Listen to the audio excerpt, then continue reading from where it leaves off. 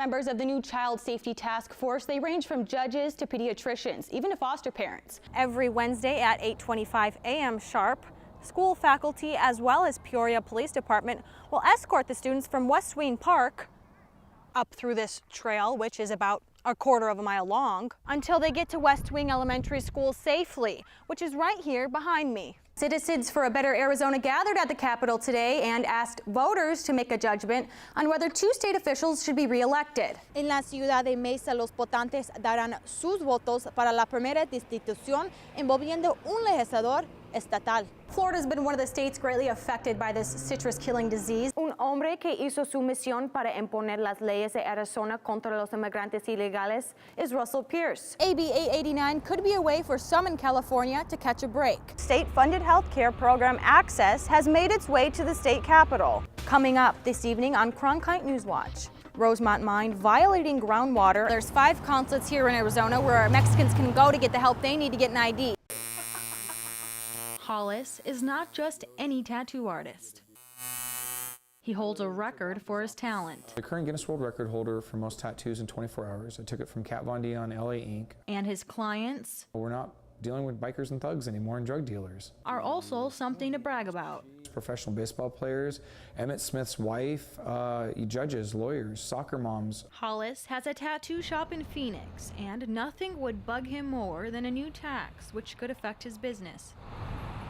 If we're already paying taxes on it and we're being already taxed on our supplies, he'll be actually triple dipping on us. And I think that's truly unfair to any businessman. He's talking about the so-called sin tax, an idea that Phoenix City Councilman Tom Simplot says could replace a 2% food tax that went into effect last April. Quite frankly, it's what allowed us during the very worst of the recession to balance our budget. The food tax is set to expire by 2015 or could be repealed. Either way, Simplot says there needs to be a backup plan. I believe we need to look at every option, and that includes what some people would call sin taxes. The sin tax could affect alcohol, cigarettes, and medical marijuana to businesses like strip clubs and tattoo parlors. But it's not just the tax itself that rubs Hollis the wrong way. I'm just sick and tired of being, stigmatized as, sinful. Because what Hollis is doing, he says, You want a really nice piece of art, you come to us. is far from sinful. In Phoenix, AmandaMunoz, Cronkite News. Amanda? Although that threat is as tiny as a ballpoint of a pen, the damage it could do to our citrus trees isn't so small. Donald has been a citrus farmer for more than 45 years. But I've enjoyed it. And he still farms in Mesa, sun up till sundown. Take care of citrus and kill the weeds. And he knows better than most that one of Arizona's seas is declining.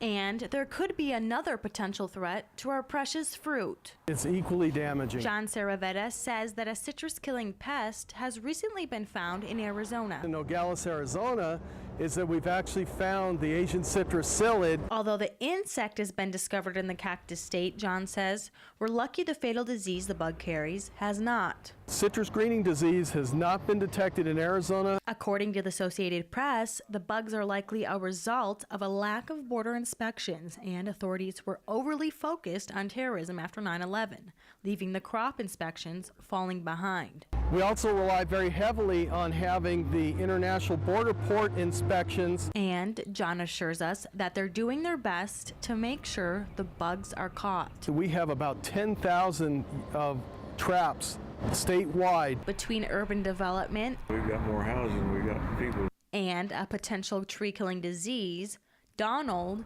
is hopeful that his citrus carries on.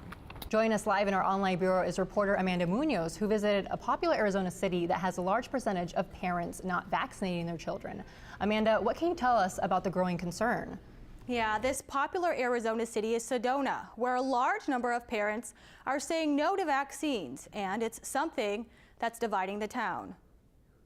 Jenna knew well before little Caden came into this world that she would not do what most officials consider healthy. I did a lot of research a number of years before he was born and made the choice at that time not to vaccinate him. She says it's something that doesn't make sense, at least to her. There's things that you would never just give a child, and there's this pure little child who comes in the world. There's just so many vaccines in such a short period of time. And as it turns out, Jenna is not the only parent in Sedona who thinks this way, at least according to officials we spoke with at the health department. Nearly 48% of children here in this West Sedona area are not vaccinated, making it the place with the highest non-vaccination rate in Arizona. Health department officials say that's a problem. They're all about, global warming and that kind of thing. They want to reduce their carbon footprint because they think of themselves as socially responsible, but when it comes to vaccinating their kids, they don't do it. Humble says not vaccinating could lead to serious consequences. It's not a question of whether measles is going to get into that